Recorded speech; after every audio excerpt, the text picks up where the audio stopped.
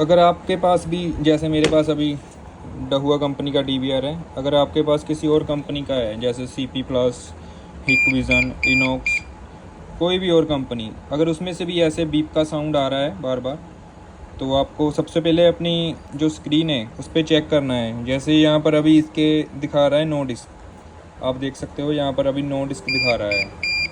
आपको एक बार क्या करना है, पहले सबसे पहले मेन मेनू में जाना है, उसके बाद जो भी आपका पैटर्न होगा उसको लगा के ओपन कर लेना है।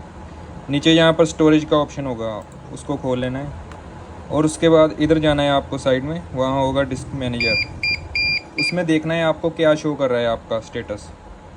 जैसे अभी इसमें शो कर रहा है कुछ भी 0 MB शो कर रहा है, मतलब इसका हार्ड ड्राइव जो है वो काम नहीं कर रहा है।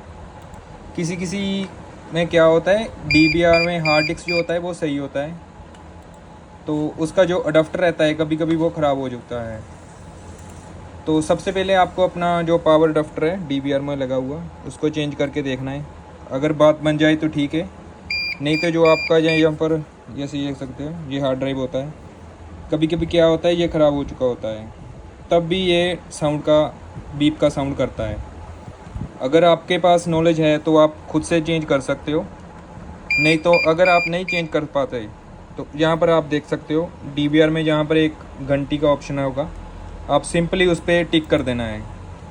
जो ये बीप का साउंड है ना वो बंद हो जाएगा, लेकिन इसमें क्या होगा, आपका DVR जो है रिकॉर्डिंग नहीं करेगा।